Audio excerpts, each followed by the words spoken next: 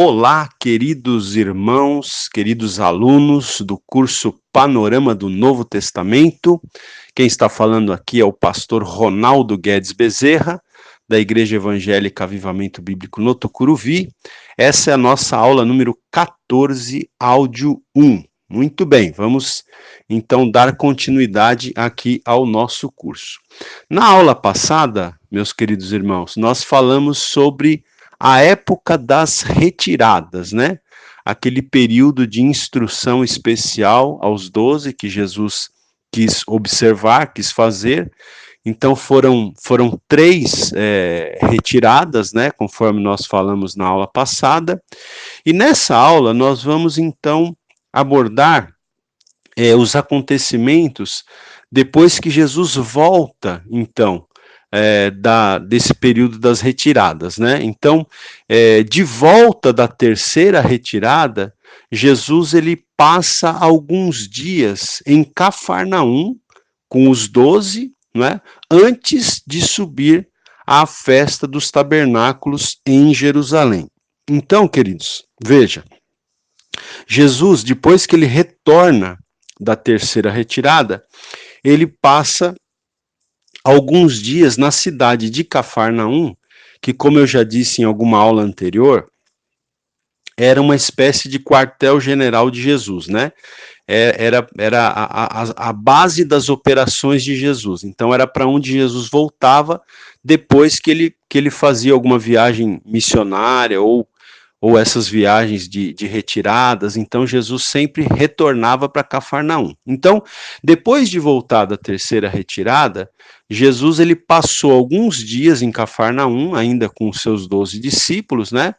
E posteriormente, um pouco adiante, alguns dias à frente, Jesus ele vai para Jerusalém por ocasião de uma das principais festas, né, dos judeus, que era a festa dos tabernáculos, tá? Então, nessas festas, né, como a festa da Páscoa, como a festa dos tabernáculos, né, e algumas outras ocasiões importantes, os judeus, eles iam para Jerusalém por ocasião dessas festas, tá?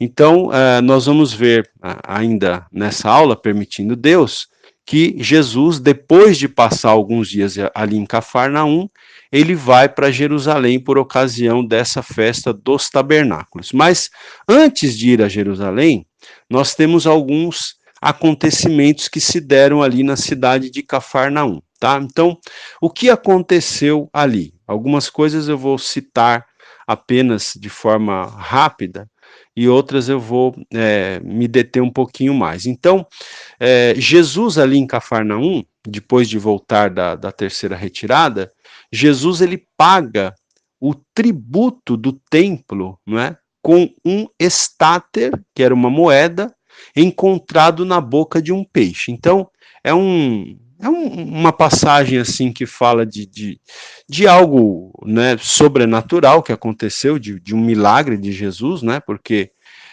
realmente não é comum alguém pescar um peixe e achar uma moeda na boca do peixe, né? Então essa passagem está em Mateus capítulo 17, do versículo 24 ao 27,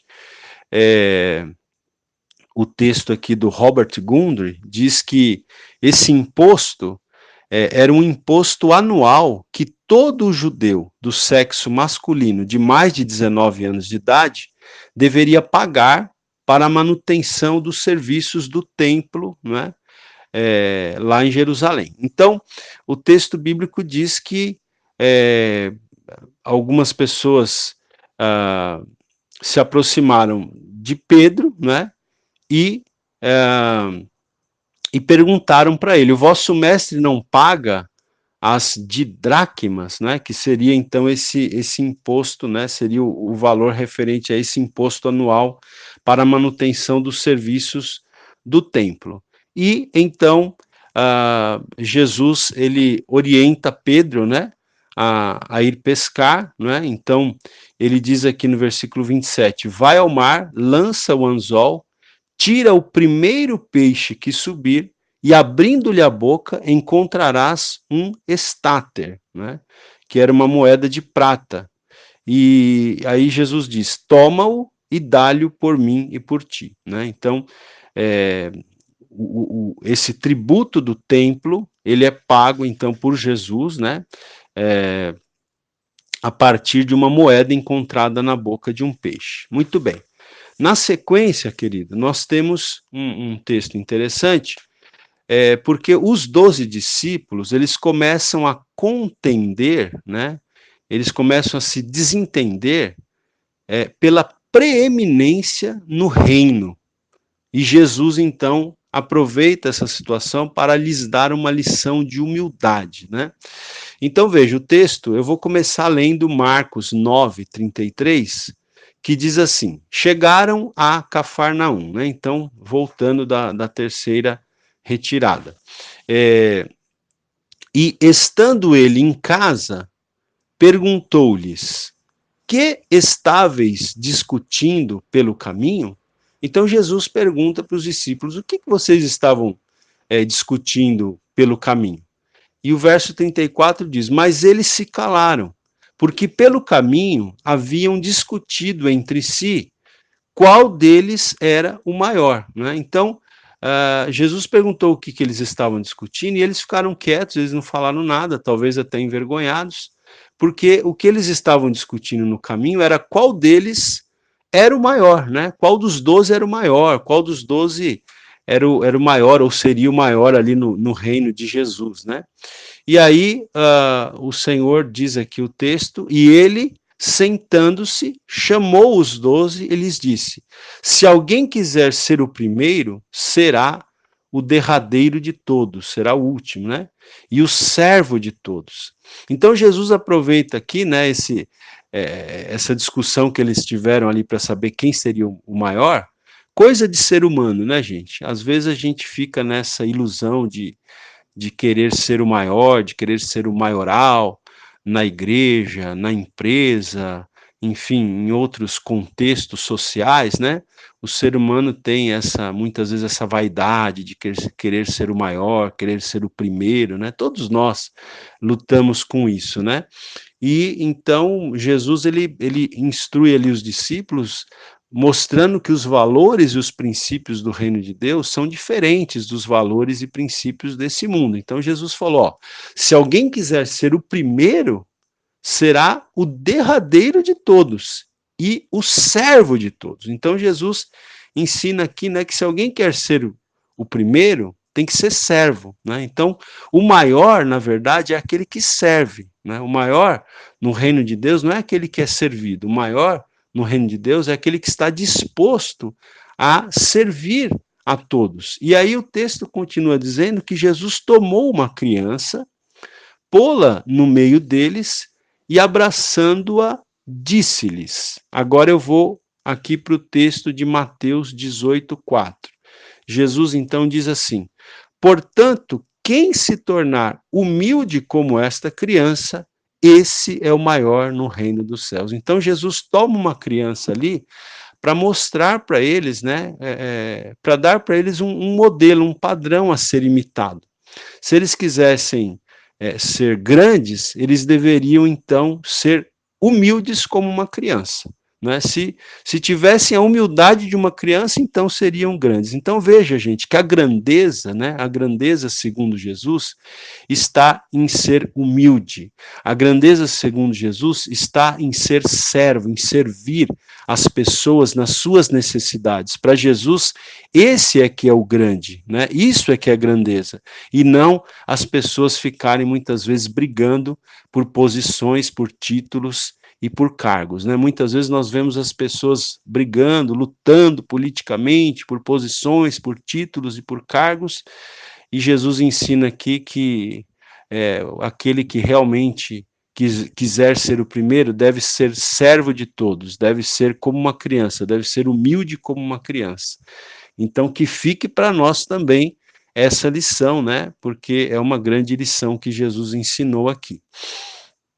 Muito bem, na sequência, Jesus também dá alguns outros ensinos. Jesus ensina lições sobre tropeços, né? Sobre tropeços. Então, olha, o texto é é um pouco maior do que os 2 versículos que eu vou ler aqui, mas só para a gente ir ilustrando, né, para você ir acompanhando, então, os acontecimentos e para a gente ir, então, acompanhando o ensino e o raciocínio de Jesus, né, os valores, os princípios que ele ia ensinando, que ele ia passando ali para os seus discípulos.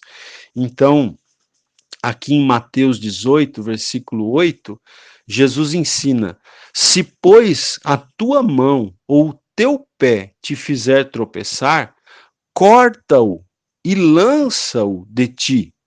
Melhor te é entrar na vida aleijado ou coxo do que tendo 2 mãos ou 2 pés ser lançado no fogo eterno. Então, aqui o que Jesus faz, ele usa um recurso que ele usa de uma hipérbole, né? Que é tipo de um exagero, mas é para dar ênfase àquilo que ele está ensinando. Então, Jesus ele fala aqui, né? É claro que não é uma coisa literal, tá certo? Como eu falei, é um exagero proposital, mas para dar ênfase no ensino. Então Jesus fala: se a tua mão ou se o teu pé te faz tropeçar, é melhor que você corte a sua mão ou seu pé, né? E você entre na vida eterna aleijado, sem um pé e sem uma mão, do que você tendo os seus 2 pés e as suas 2 mãos, você ser lançado no fogo eterno, né? Você perder a oportunidade de passar a eternidade com Deus. Então, desculpa, o que Jesus está ensinando aqui? Ele está ensinando que nós temos que afastar da nossa vida tudo aquilo que nos faz tropeçar, não é, queridos? Veja, o versículo 9 ele ainda acrescenta: e se o teu olho te fizer tropeçar, arranca-o e lança-o de ti. Melhor te é entrar na vida com um só olho do que tendo 2 olhos ser lançado no inferno de fogo. Então, a lição aqui é a seguinte: existe alguma coisa que faz você tropeçar, que está fazendo você tropeçar? Né? Então, você tem que se livrar disso, seja lá o que for, né? Porque para você, né, não deixar de participar, de usufruir da vida eterna, não é? Eu vou ler aqui o comentário que o Robert Gundry faz sobre esse assunto. Então ele diz o seguinte aqui, olha: o ensino sobre a necessidade de decepar a própria mão, quando esta nos leva a pecar, ilustra o uso que Jesus fez de hipérboles, tá? Que é esse recurso de linguagem, né? Seriam tipo alguns exageros assim para dar ênfase ao ensinamento. Aí ele diz aqui: mas o mandamento não deve ser levado menos a sério por causa do exagero envolvido. É claro que Jesus não está dando um ensino literal, mas o Robert Gundry ele diz aqui que o mandamento ele não deve ser levado menos a sério, né? Ele não deve ser ignorado, embora tenha um certo exagero envolvido aqui, né? Então veja, nós podemos ver aqui, né, também essa orientação que Jesus nos dá, né, para que nós possamos então aprender essas lições aí sobre os tropeços, não é? Tanto que também aqui no texto Jesus continua dizendo o seguinte aqui no versículo 10, ó: vede, não desprezeis a nenhum destes pequeninos, pois eu vos digo que os seus anjos nos céus sempre veem a face de meu Pai que está nos céus. Que vos parece? Se alguém tiver 100 ovelhas e uma delas se extraviar, não deixará as 99 nos montes para ir buscar a que se extraviou? E se acontecer achá-la, em verdade vos digo que maior prazer tem por esta do que pelas 99 que não se extraviaram. Assim também não é da vontade de vosso Pai que estás nos céus que venha a perecer um só destes pequeninos. Então, nós temos aqui estes outros ensinamentos que Jesus acrescenta aqui, né, nessa passagem, mas o fato é que o mestre aqui, então, ele ensina, né, essas importantes lições sobre a questão dos tropeços, ok? Então, no próximo áudio eu volto com as próximas lições. Aula 14, áudio 2 agora. Muito bem. Então, meus queridos, depois de ter pago ali, né, o tributo do templo, depois de ter dado uma lição de humildade para os discípulos, quando eles contendiam a respeito de quem era o maior no reino de Deus, no reino de Jesus, e depois também de ter ensinado essas lições sobre os tropeços, nós temos aquela passagem que é muito conhecida, né? Eu vou ler aqui para vocês que Jesus ele ensina sobre o perdão, tá? Essa passagem eu creio que vale a gente investir um tempinho aqui. Então, Mateus capítulo 18, versículo 21, que diz assim: Então Pedro, aproximando-se dele, lhe perguntou: Senhor, até quantas vezes pecará meu irmão contra mim e eu lhe hei de perdoar? Até 7?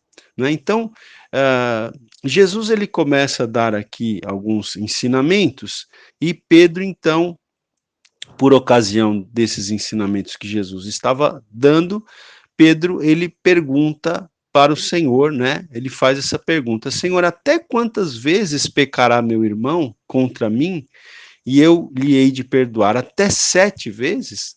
Então, veja, alguns comentaristas dizem aqui que Pedro, provavelmente na cabeça dele, ao dizer se ele deveria perdoar até 7 vezes, ele estava sendo extremamente benevolente, não é?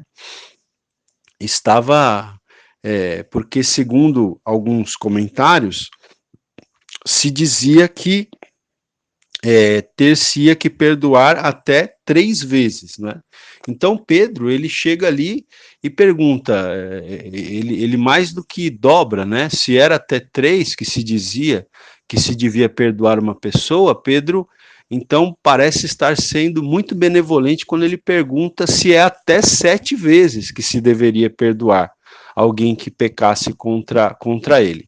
E aí, qual foi a resposta de Jesus? Jesus dá aquela resposta muito conhecida, né? Então, respondeu-lhe Jesus: Não te digo que até 7, mas até 70 vezes 7. E aí, veja, Jesus fala para perdoar até 70 vezes 7. Se a gente fizer um cálculo aqui matemático, a gente vai chegar a 490 vezes, né? Mas o que Jesus está querendo dizer aqui, obviamente, não é que você deve perdoar uma pessoa até 490 vezes, que você vai ficar contando, que você vai ficar marcando quantas vezes você perdoou.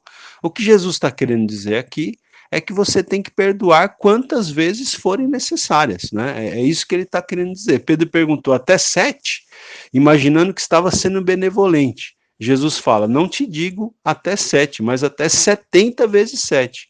Ou seja, é como se Jesus estivesse dizendo para ele: você tem que perdoar quantas vezes forem necessárias você perdoar. E nesse contexto, Jesus conta então uma parábola, uma das parábolas mais interessantes que Jesus conta, né? Que é a parábola do credor incompassivo, onde Jesus diz assim, eu vou ler aqui e vou fazendo alguns comentários com vocês. Então, ele diz assim, olha, Mateus 18, 23, por isso, o reino dos céus é comparado a um rei que quis tomar contas a seus servos. E tendo começado a tomá-las, foi-lhe apresentado um que lhe devia 10.000 talentos, tá? Então, um rei aqui resolveu, é uma parábola, uma história, né, fictícia que Jesus contava para ilustrar, para ensinar verdades espirituais. Então ele conta aqui que um rei quis acertar as contas com os seus servos e chamaram então um servo desse rei que lhe devia, né? E o texto diz que ele devia 10.000 talentos, que seria muito dinheiro, era uma quantia assim completamente exorbitante, né? O Robert Gundry, ele fala que seria o equivalente a 10 milhões de dólares, né? Ele deve, quando escreveu esse livro aqui, Panorama do Novo Testamento, ele deve ter feito uma espécie de conversão, né, de valores, então ele chegou a essa quantia aqui de 10 milhões de dólares, né? Então, é como se esse servo, então, devesse para aquele rei 10 milhões de dólares. Mas o texto diz aqui no versículo 25, mas não tendo ele com o que pagar, ordenou o rei, né, que fossem vendidos ele, sua mulher, seus filhos e tudo o que tinha e que se pagasse a dívida. Então, como aquele servo não tinha como pagar aquela dívida imensa de 10 milhões de dólares, então aquele rei mandou que aquele servo, a sua esposa e seus filhos fossem vendidos, fosse vendido tudo que ele tinha, né, para que pelo menos uma pequena parte da dívida fosse paga. E aí o verso 26 diz: então aquele servo, né, quando ele viu que ele teria que ser vendido como escravo, que toda a sua família seria vendido como escravo, ele, prostrando-se, reverenciava o rei, dizendo: Senhor, tem paciência comigo, que tudo te pagarei. Então ele pediu, veja, era uma dívida impagável, gente. A dívida era impagável, mas o homem aqui pediu para o rei ter um pouco de paciência, que tudo lhe pagarei. Aí o verso 27 diz: o senhor daquele servo, né, o rei, pois, movido de compaixão, soltou-o e perdoou-lhe a dívida. Aquele rei tinha consciência que aquela dívida era impagável. Então, o que o rei decidiu fazer? O texto diz que o rei, movido de compaixão, resolveu perdoar a dívida. Né? O rei perdoou a dívida. Então, veja, gente, nessa parábola aqui, o rei representa Deus. E esse servo aqui, que devia uma quantia impagável, representa nós, representa eu e representa você que está me ouvindo, tá certo? Nós somos essa pessoa aqui que tínhamos uma dívida impagável para com Deus e Deus, movido de compaixão, decidiu nos perdoar. Perdoou uma dívida que nós jamais poderíamos pagar, né? Os nossos muitos pecados, a nossa dívida para com Deus era imensa, era impagável. Mas Deus, por misericórdia e graça, ele nos perdoou. Muito bem, mas a parábola não termina aqui, né?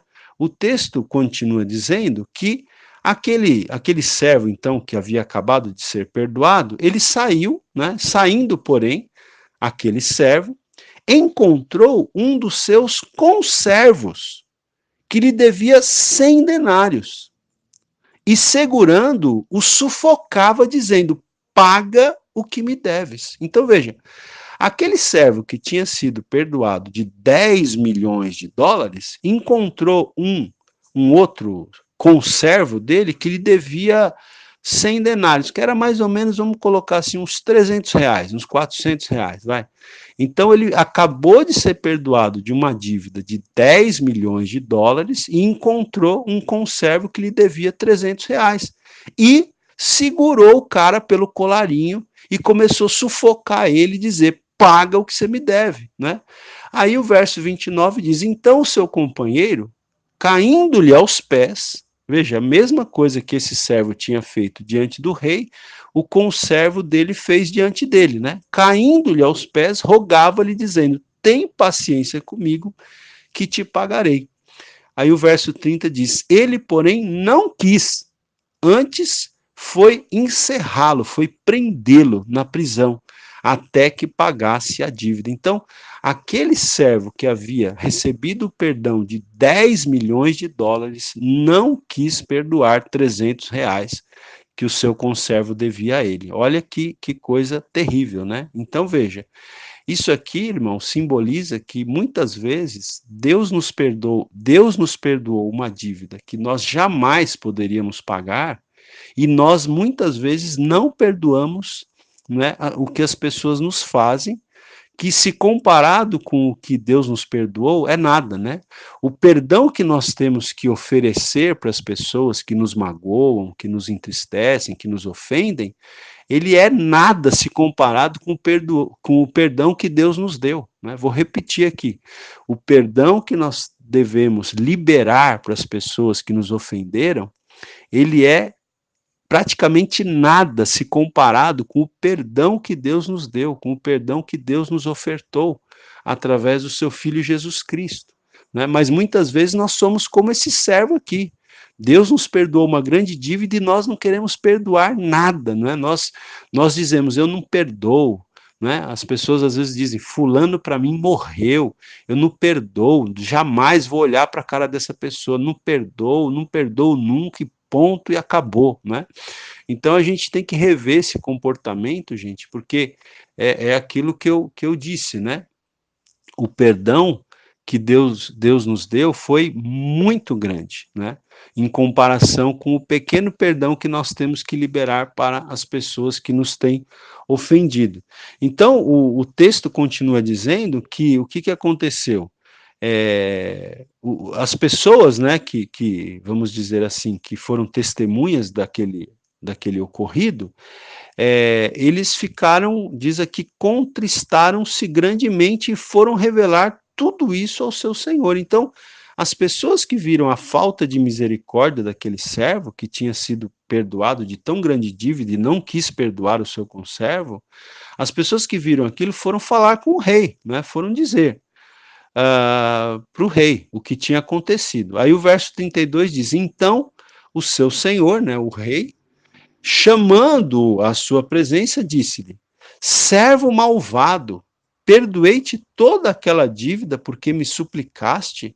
Não devias tu também ter compaixão do teu companheiro, assim como eu tive compaixão de ti?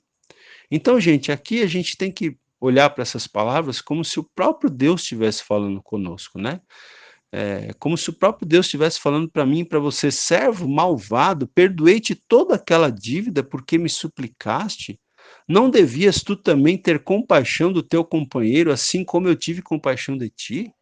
Nós não devemos ter compaixão das pessoas que nos ofendem, que nos magoam, que nos entristecem, assim como Deus teve compaixão de nós?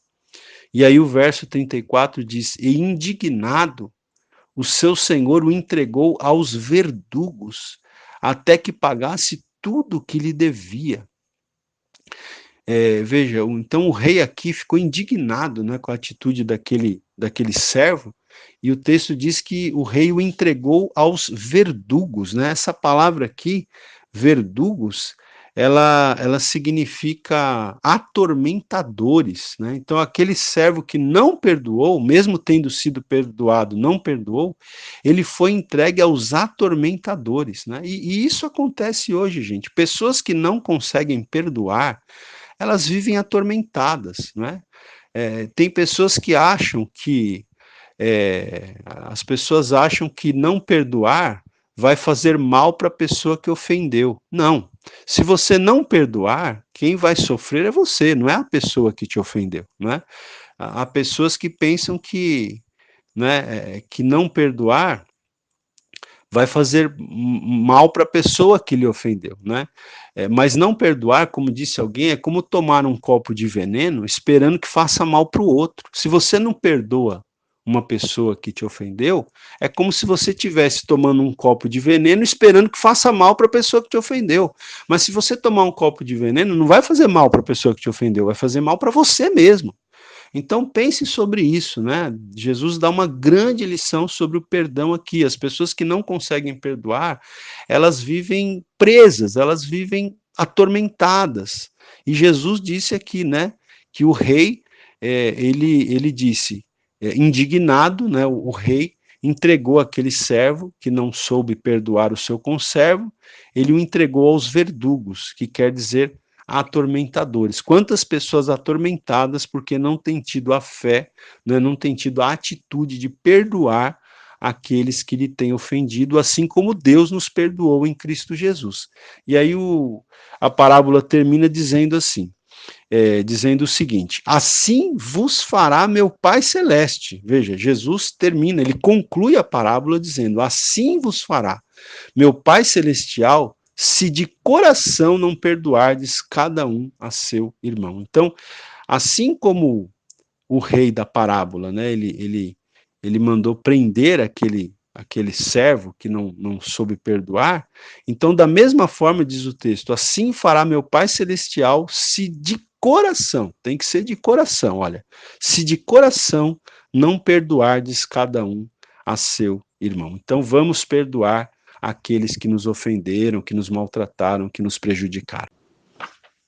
Aula 14, áudio 3.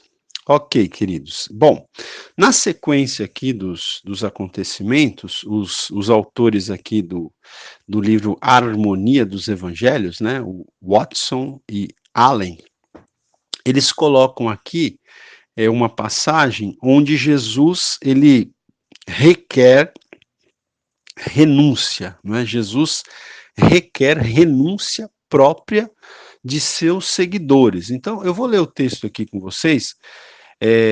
São dois textos. Você pode encontrar essa passagem em Mateus, capítulo 8, do 19 ao 22, e eu vou ler o texto de Lucas, que é capítulo 9 de Lucas, do versículo 57 ao 62. Diz assim: quando iam pelo caminho, disse-lhe um homem: seguir-te-ei para onde quer que fores. Respondeu-lhe Jesus: as raposas têm covis e as aves do céu têm ninhos, mas o Filho do Homem não tem onde reclinar a cabeça. Né? Então, uma pessoa disse para Jesus que ia segui-lo aonde quer que ele fosse, e Jesus então dá uma resposta para ele, como que dizendo: olha, pensa bem, porque as raposas têm covis, as aves do céu têm ninhos, mas o Filho do Homem não tem onde reclinar a cabeça. Não é? Aí o versículo 59 diz: e a outra pessoa, Jesus disse: segue-me. Ao que este respondeu: permite-me ir primeiro sepultar meu pai. Replicou-lhe Jesus: deixa os mortos sepultar os seus próprios mortos. Tu, porém, vai e anuncia o reino de Deus. Né? Então, Jesus chamou uma pessoa e essa pessoa pediu para primeiro que Jesus lhe permitisse primeiro sepultar o pai. E aí Jesus então dá essa resposta aqui: deixa os mortos sepultar os seus próprios mortos, né? Você, porém, vai e anuncia o reino de Deus.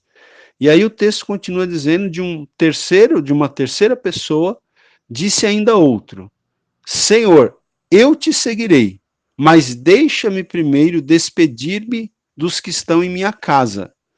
Não é? Então esse outro aqui se ofereceu para seguir Jesus, mas pediu para primeiro se despedir dos que estavam em casa. E Jesus, porém, lhe respondeu: ninguém que lança a mão do arado e olha para trás é apto para o reino de Deus. Então, são três situações interessantes aqui, não é? Eu gostaria de ler aqui o comentário do Robert Gunders sobre essa passagem, que é muito interessante. Então ele diz aqui, né, que o primeiro homem a apresentar-se como seguidor voluntário de Jesus, ele estava com muita autoconfiança, né? E faltava-lhe a consciência de que o discipulado envolve sofrimento, né? Então, quando Jesus diz aqui que o Filho do Homem não tinha onde reclinar a cabeça, ele estava mostrando para essa pessoa que se candidatou a ser um discípulo que o discipulado envolve sofrimento, envolve renúncia, né? Então, é importante que a gente entenda isso, né, queridos? Se queremos ser discípulos de Jesus, se desejamos ser discípulos de Jesus, é importante que entendamos que o discipulado envolve sofrimento, né? Há muitas pessoas que querem ser discípulos de Jesus, mas ainda não entenderam o preço do discipulado, tá? Há uma frase famosa do Billy Graham que diz o seguinte, que a salvação é de graça, não é? Porque a Bíblia diz que pela graça sois salvos mediante a fé. A salvação é de graça, mas o discipulado nos custa tudo, tá? Então Jesus está mostrando aqui nessa passagem o preço do discipulado. Já ao segundo homem, faltava o senso de urgência, porque ser discípulo de Cristo também existe um componente em ser discípulo de Cristo que é o senso de urgência, né? O homem, o segundo homem aqui, ele pediu para que Jesus lhe permitisse primeiro ir sepultar o pai, né? Então, o Robert Gundry diz aqui: ir para casa a fim de sepultar o próprio pai teria custado dias de lamentação e purificações cerimoniais, e provavelmente também significava permanecer em casa até que seu pai falecesse. Né? O discipulado, entretanto, é mais importante do que a devoção aos pais. Né? Isso aqui é forte, né? O discipulado, ser discípulo de Cristo, é mais importante do que a devoção aos próprios pais, né? Jesus sempre deixou isso claro, que quem não o amasse mais do que até mesmo pai, mãe, filhos, mulher, enfim, do que a todos, não era digno de ser seu discípulo. Por isso que a gente sempre diz que a mensagem do evangelho, ela é uma mensagem radical, né? É uma mensagem radical, a mensagem do evangelho do Senhor Jesus Cristo. Então, ele diz aqui: o discipulado é mais importante do que a devoção aos pais. E o terceiro homem, que primeiramente desejava despedir-se de seus familiares, ele não possuía singeleza de propósitos, né?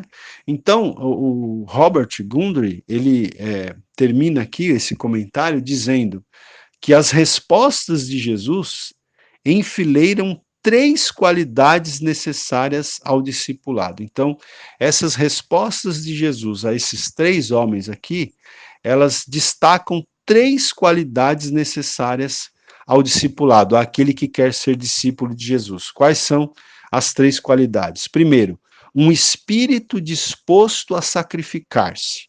Segundo, a obediência imediata. E terceiro, a dedicação incondicional. Então, se queremos ser discípulos de Cristo, devemos ter um espírito disposto a sacrificar-se. Devemos ter obediência imediata, não é? Não dá para ficar protelando.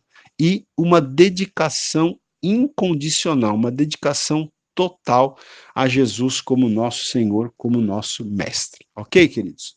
Muito bem, vamos seguir aqui. Bom, agora, o que acontece? Então, na sequência, Jesus está prestes a ir para Jerusalém, por ocasião de uma festa importante, que era a festa dos tabernáculos. E o evangelista João, não é, que escreveu o Evangelho de João, ele traz para a gente um texto interessante que está em João capítulo 7, do versículo 2 a 9, que diz assim: ora, estava próxima a festa dos judeus, a dos tabernáculos. Disseram-lhe então seus irmãos. Então veja, os meio-irmãos de Jesus, né, que eram filhos de Maria e José, Jesus ele era filho apenas de Maria, por obra do Espírito Santo.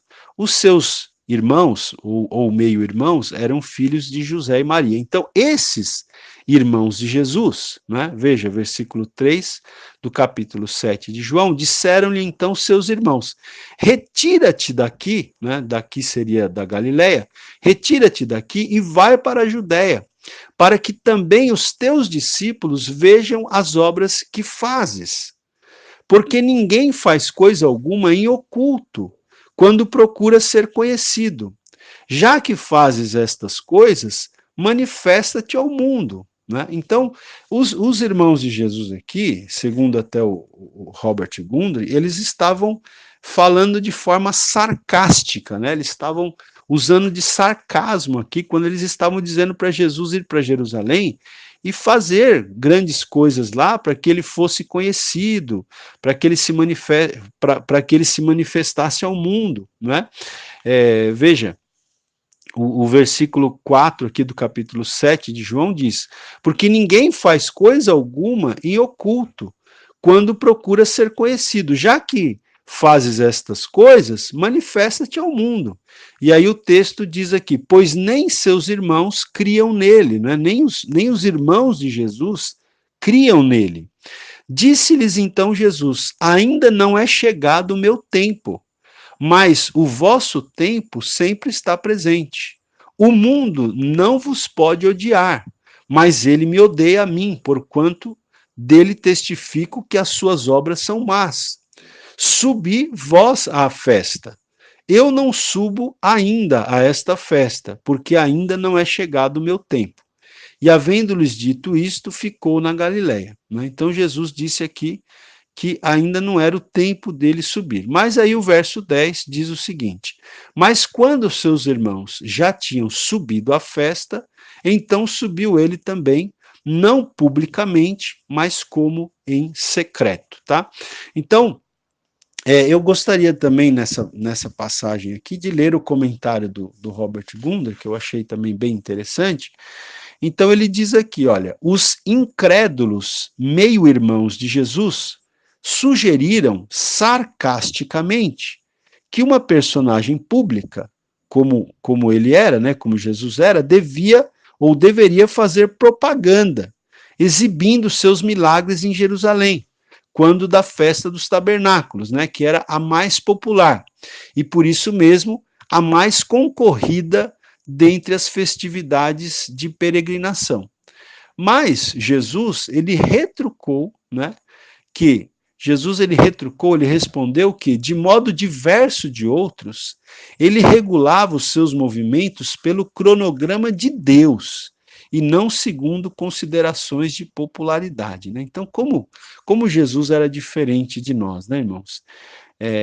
Ele regulava os seus movimentos pelo cronograma de Deus e não segundo considerações de popularidade, né? Então, os irmãos de Jesus, sarcasticamente aqui, eles estavam usando uma lógica mundana, não é uma lógica que as pessoas pensam muitas vezes assim hoje, né? Principalmente em termos ministeriais, não é?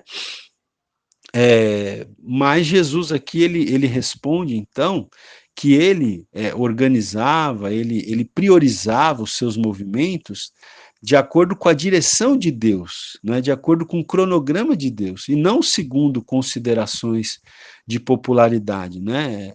Jesus não estava aqui preocupado com as estratégias de marketing, né, como que eu posso produzir ou elevar a minha imagem, não era isso que Jesus estava preocupado em fazer. Jesus estava preocupado em se movimentar, em agir de acordo com a vontade de Deus, de acordo com o cronograma de Deus, né?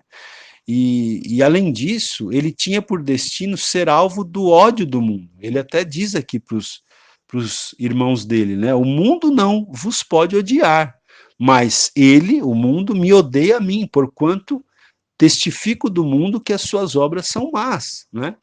Então, Jesus tinha por destino ser alvo do ódio do mundo, né? E não receber aclamações populares.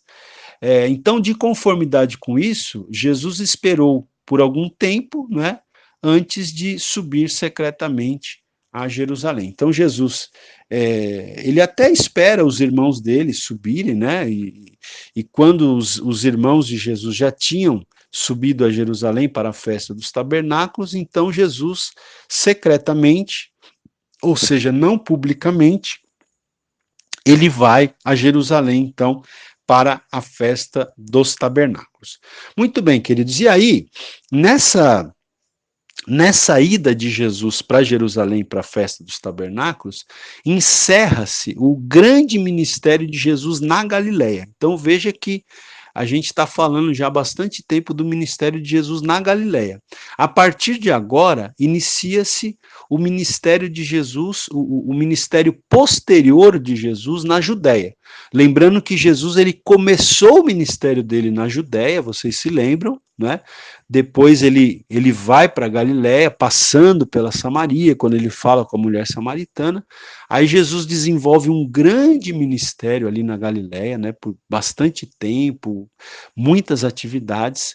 E agora que já está se aproximando o tempo da morte de Jesus, ele vai então para a Judéia, né, para o sul, ele, como se você estivesse visualizando o mapa, ele vai para a parte de baixo, ele desce, né, ele desce para o sul, ele desce para a Judéia, onde ele vai passar um tempo em Jerusalém, por ocasião dessa festa dos tabernáculos, e depois ele sai de Jerusalém, mas ele fica ali na região ali da Judéia, ali na região ao sul da Palestina, que é a região da Judéia. Então, Jesus ele sai da Galiléia, ele vai para a Judéia, e quando Jesus chega na Judéia, o que está acontecendo ali? Em Jerusalém, particularmente, que era a capital da Judéia, o que estava acontecendo? Estava acontecendo a festa dos tabernáculos, tá? E aí, então, se dão vários acontecimentos por ocasião dessa festa dos tabernáculos, que eu vou dizer no próximo áudio. Aula 14, áudio 4. Queridos, então, quando Jesus chega em Jerusalém, então, como eu disse, Jesus saiu da Galiléia, foi para a Judéia, não é? E mais especificamente para a cidade de Jerusalém. E quando Jesus, então, chega em Jerusalém, a festa dos tabernáculos já havia começado, né? Essa festa durava algum tempo, durava alguns dias. A festa do tabernáculo já havia começado e Jesus, quando ele chega, ele se põe a ensinar no templo, né? Então, o Evangelho de João, gente, vai trazer os ensinamentos de Jesus durante essa festa dos tabernáculos. A gente não vai ter como abordar tudo aqui, porque são textos bem longos, né? Lembra-se que eu disse que o Evangelho de João ele tem como característica discursos bem longos, né? Então, o primeiro ensinamento que Jesus traz aqui na festa dos tabernáculos, ele está registrado no Evangelho de João, capítulo 7, do versículo 11 até o versículo 52, são muitos versículos. Eu vou destacar 3 versículos aqui desse primeiro ensinamento, que são versículos bem conhecidos, né? Destacar aqui para vocês, então, irem tendo uma noção do que é que Jesus falou, né, do que Jesus ensinou ali naquela festa dos tabernáculos. Então, João 7, 37 a 39, diz assim: Ora, no último dia, o grande dia da festa, Jesus pôs-se em pé e clamou, dizendo: Se alguém tem sede, venha a mim e beba. Quem crê em mim, como diz a Escritura, do seu interior correrão ou fluirão rios de água viva. Então, veja, é interessante você tentar imaginar a cena, né? Então, no último dia, que era o grande dia da festa, imagina a cena, Jesus se coloca ali em pé, né? No meio da multidão, então, ele diz ali, né?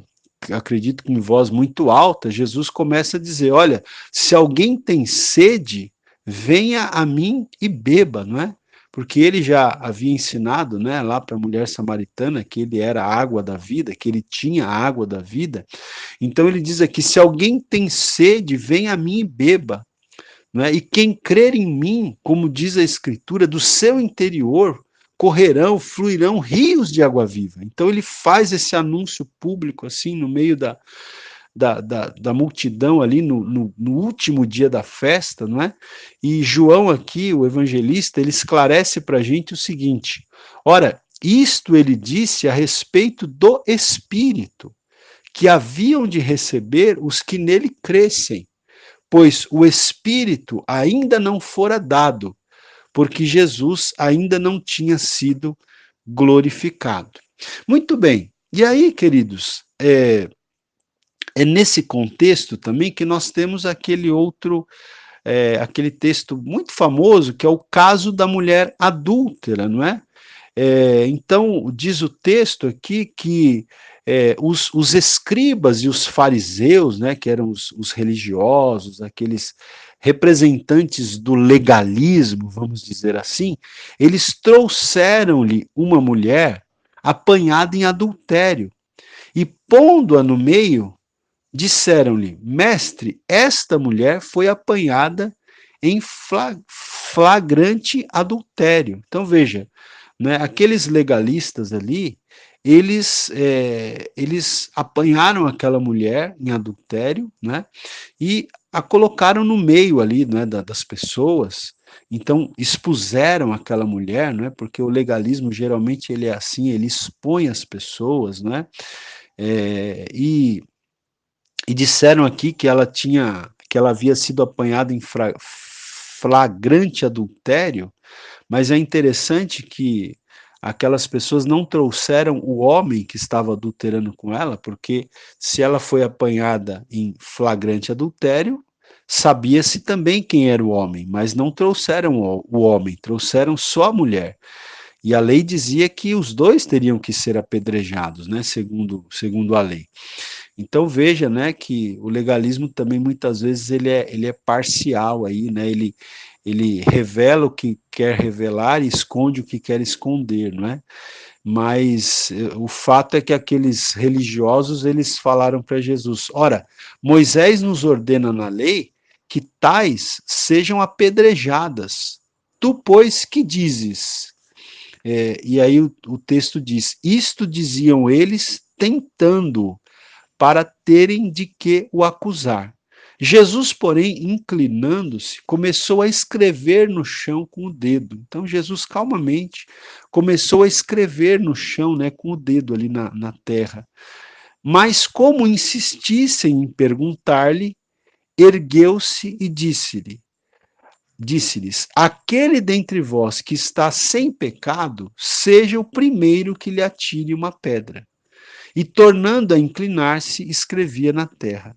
Quando ouviram isto, foram saindo um, a começar pelos mais velhos até os últimos. Ficou só Jesus e a mulher ali em pé. Então, erguendo-se Jesus e não vendo a ninguém senão a mulher, perguntou-lhe: mulher, onde estão aqueles teus acusadores? Ninguém te condenou? Respondeu ela: ninguém, Senhor. E disse-lhe Jesus: nem eu te condeno, vai-te e não peques mais. Então, essa passagem é linda, né? A gente vê aqui o quê? A misericórdia de Jesus, a graça de Jesus, né, para com o pecador. É óbvio que Jesus, ele, como a gente diz, ele abomina o pecado, não é? Mas ele ama o pecador, ele ama a pessoa humana, não é? Por mais degradante que a pessoa tenha se tornado, ou por mais degradante que seja o estado ao qual a pessoa tenha descido, ainda assim a graça de Deus pode alcançar essa pessoa. Então Jesus restaura, né, essa mulher aqui, Jesus a perdoa, não é? Jesus lhe oferece a graça de Deus.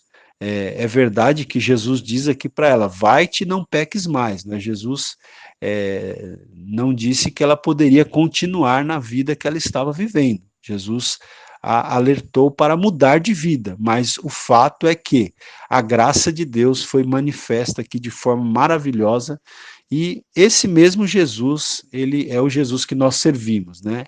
Ele é aquele que também nos concede a sua graça ainda hoje, né? Concede a sua graça àqueles que precisam da graça do Senhor Jesus. Bom, gente, vamos seguir aqui. Bom, ainda lá em Jerusalém, no templo, ainda durante a festa dos tabernáculos, Jesus ele também se declara a luz do mundo, né? Ele se declara a luz do mundo. Então veja aqui, João 8:12 diz assim: então Jesus tornou a falar-lhes, dizendo: eu sou a luz do mundo. Quem me segue de modo algum andará em trevas, mas terá a luz da vida. E o texto diz, eu vou aqui separar alguns versículos específicos, diz que falando ele estas coisas, muitos creram nele. Dizia, pois, Jesus aos judeus que creram nele: se vós permanecerdes na minha palavra, verdadeiramente sois meus discípulos, e conhecereis a verdade, e a verdade vos libertará. Então é nesse contexto aqui, nessa festa dos tabernáculos, que Jesus ele também traz esta famosa declaração, né, em que ele diz aqui: conhecereis a verdade e a verdade vos libertará. E Jesus diz aí no versículo 36 de João 8: se, pois, o Filho vos libertar, verdadeiramente sereis livres, não é? Mas aqui é um outro texto bem longo, que é João 8, do 12 ao 59, termina havendo ali um embate entre Jesus e os religiosos, né, ali, os judeus, os religiosos, cheios de tradição, não é? E Jesus, ele diz aqui também um texto famoso, que é no versículo 58, Jesus respondeu a esses judeus, a esses religiosos: em verdade vos digo que antes que Abraão existisse, eu sou. Né? Então Jesus, ele usa essa expressão eu sou, que é a expressão que é usada no Antigo Testamento para Deus, né?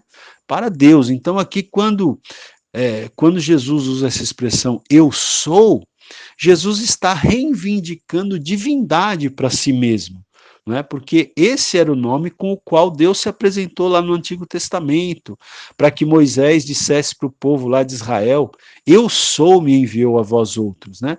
Então Jesus diz aqui, antes que Abraão existisse, eu sou. Então, ao dizer isso, como outras vezes Jesus fala aqui no Evangelho de João, Jesus está reivindicando divindade.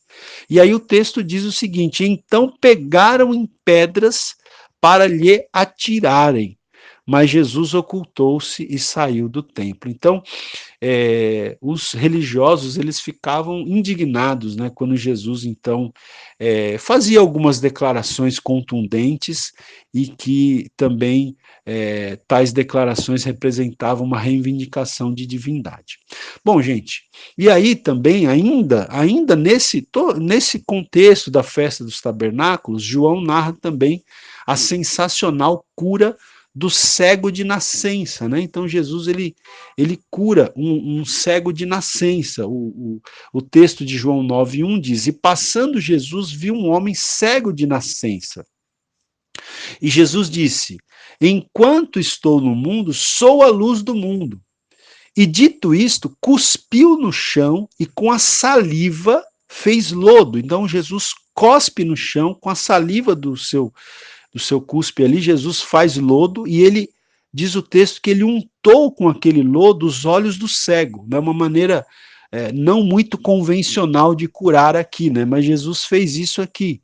E Jesus então untou com o lodo os olhos daquele cego e disse-lhe: vai, lava-te no tanque de Siloé, né, que significa enviado, e ele foi, lavou-se e voltou vendo. Então, Jesus manda que aquele cego fosse lavar-se, né, no tanque de Siloé, que significa enviado, porque Jesus era o enviado de Deus ali, né? E aquele cego foi ao tanque de Siloé, lavou-se e aconteceu um milagre extraordinário. Aquele cego, que era um homem cego de nascença, ele começou a ver, ele passou a ver, não é? E aí o capítulo 9 tem uma série de acontecimentos, uma série de desdobramentos que se deram em função dessa cura grandiosa que Jesus fez aqui, não é? Todo um debate aqui com os religiosos, até porque essa cura foi realizada foi realizada em um sábado. Então teve todo um debate, todo um desenrolar aqui que a gente não tem tempo de ler, mas que você pode ler na sua Bíblia, está no Evangelho de João, capítulo 9, tá? E também, ainda durante essa festa, né, um último acontecimento, ou um último texto que a Bíblia nos traz falando dessa festa dos tabernáculos, é a parábola do bom pastor, que está em João, capítulo 10, do versículo 1 ao 21, é outro texto também um pouco longo, que eu não vou ler aqui com vocês, mas só estou citando, né, que Jesus conta aqui, então, a parábola do bom pastor, em João, capítulo 10, do versículo 1 ao 21, eu só quero destacar dois versículos que Jesus cita aqui nessa parábola do bom pastor, que ele diz o seguinte, João 10:10, o ladrão não vem senão para roubar, matar e destruir. Eu vim para que tenham vida e a tenham em abundância. Eu sou o bom pastor.